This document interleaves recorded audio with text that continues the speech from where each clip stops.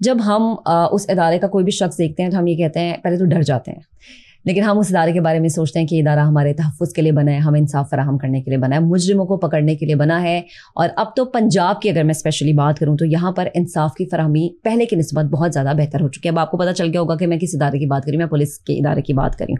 अच्छा, इस इदारे के बारे में हमेशा ये समझा जाता है कि यहाँ पर मर्द जो हैं उनकी तादाद ज़्यादा है, मेल डोमिनेंस यहाँ पर ज़्यादा है, लेकिन अब ख़वातीन भी हमें इस इदारे से, और इतनी बाहिम्मत ख़वातीन अब हमें नज़र आना शुरू हो गई हैं कि शायद इन फ्यूचर अगर कभी अल्लाह ताला मुझे बेटी दी तो मैं ये सोचूं कि यार मैं भी अपनी बेटी को जो है वो डॉक्टर अनूश मसूद की तरह उसको बड़ा करूं और उसको उतनी ही हिम्मत दूं।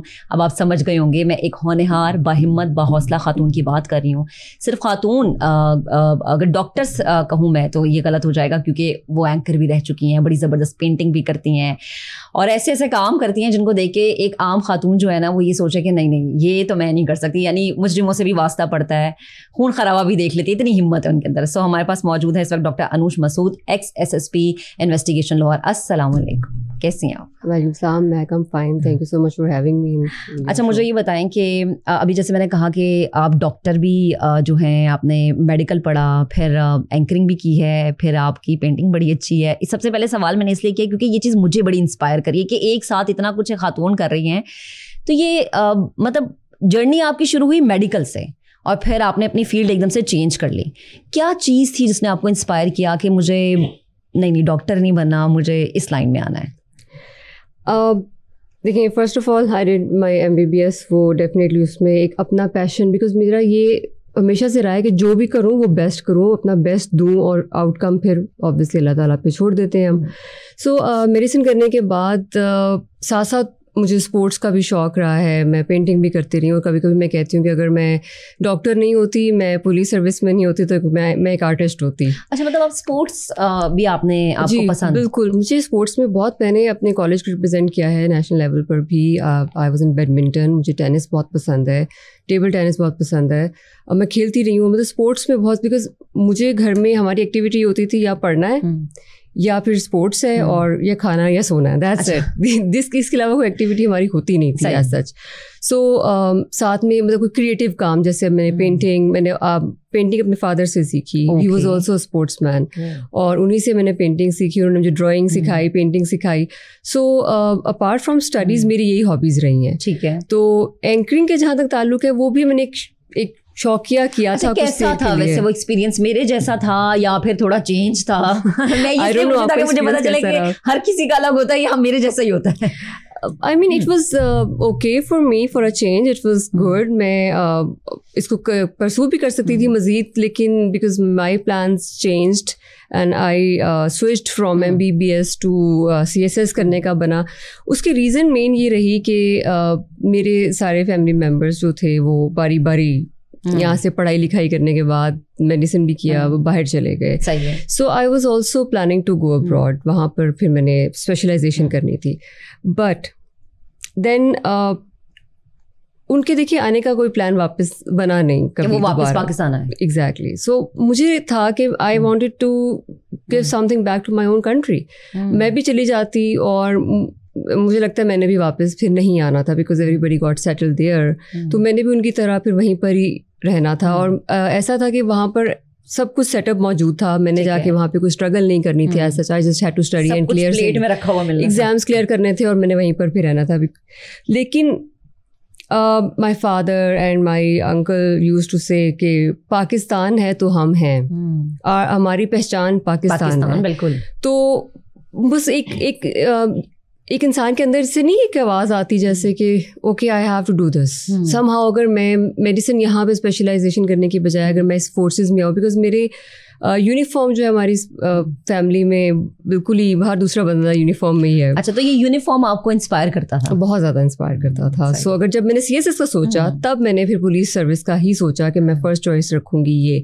और जब मैंने फर्स्ट चॉइस रखी तो जब CSS का इंटरव्यू हुआ and the chairman FPSC was जो कि बहुत ही पोलाइट मशहूर थे, भगवान दास साहब, बहुत टफ इंटरव्यू था मेरा, because it was a new thing for them as well, somebody putting female एक अपनी फर्स्ट चॉइस पुलिस सर्विस रख रही है। तो ही वाज वेरी वो मेरे से बहुत टफ उन्होंने इंटरव्यू किया एंड ही सेड कि बड़ा स्ट्रॉन्ग साइकोलॉजिकल आया आपका, देखते हैं how do you do in the interview, and I was like अब मेरे साथ पता नहीं, लेकिन फिर then I just probably I convinced him with this thing कि अगर मैं स्पेशलाइजेशन बाहर करने चले जाती हूँ आई नेवर रिटर्न, सो वो ज़्यादा लॉस होगा, या मैं अपना करियर जो कि मैंने मेरिट पे ही MBBS की सीट ली थी और मेरिट पर ही मैं अगर यहाँ पे कम्पीट करके आती हूँ तो I think I would be able to serve my country in a better way. अच्छा मुझे ये बताएं डॉक्टर साहब कि कोई जैसे होता है ना कि हमें आज तक याद है कि यार फलाना एग्जाम में फलाना सवाल बहुत मुश्किल, मैं तो छोड़ आती थी, लिटरली मुझसे नहीं होते थे ये मुश्किल सवाल, कोई ऐसा सवाल जो क्या उन्होंने आपसे पूछा और आपको आज भी याद हो कि वो बहुत टफ क्वेश्चन था?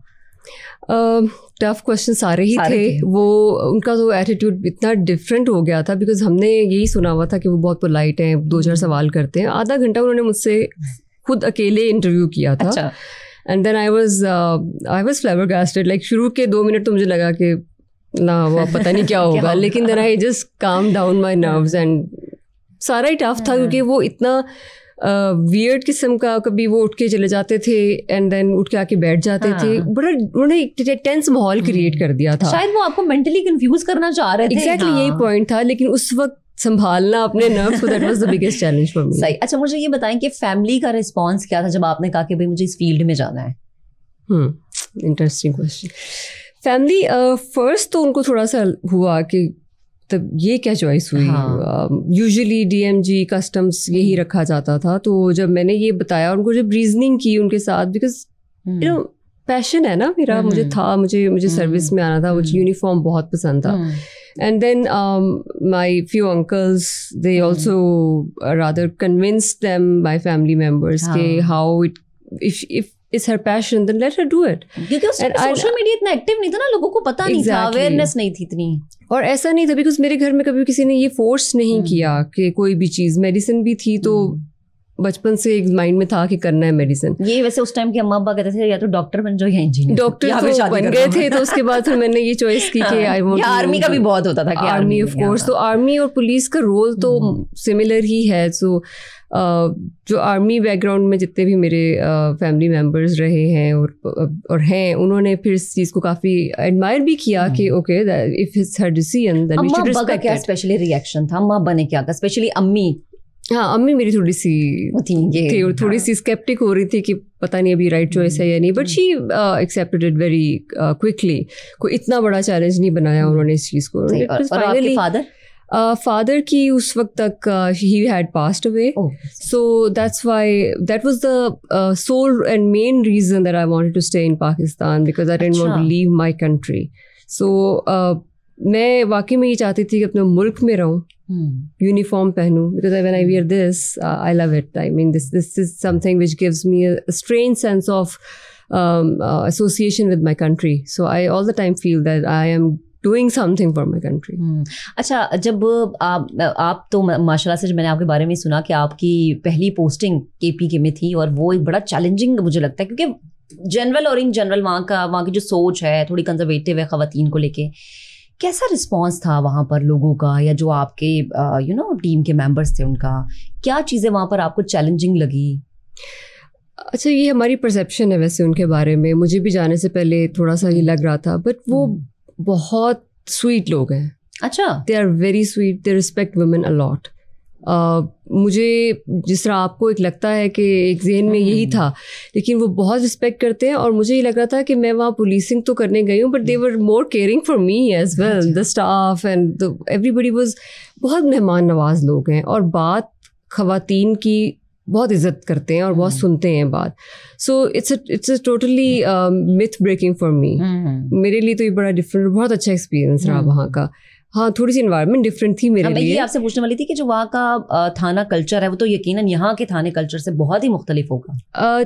इतना मुख्तलिफ नहीं है, पुलिस रूल तो सब जगह सेम ही है, लेकिन culture, yes, culturally it was different. लेकिन वो लोग बहुत ही मेहमान नवाज, अच्छे, और जो मैंने देखा है कि फीमेल्स की बात की बहुत रिस्पेक्ट करते हैं। और एज ए जनरल भी मैंने यहाँ पे भी, इवन पंजाब कल्चर में भी फीमेल्स की बात की रिस्पेक्ट करते हैं। और people are very smart. They understand कि अगला आपकी बात सुन रहा है, समझ रहा है, और वो लॉजिकल बात कर रहा है या आपको डिसीव कर रहा है. You know, they understand this. अगर एक बूढ़ी अम्मा जी मेरे पास आती हैं तो उनको ये एग्जैक्टली पता होगा कि ये अफसर मेरी बात सुन रही है या मुझे टाल रही है या मेरे साथ क्या कर रही है. So you know, the people have this sense. They sense it somehow. और अब ज्यादा अवेयरनेस आ गई लोगों में, चीजें देख के. सोशल मीडिया में बहुत, आपको पता कितना एक्टिव है सोशल मीडिया. आप देखें इंट्यूटिव होते हैं लोग बहुत ज्यादा. They suddenly get your vibes.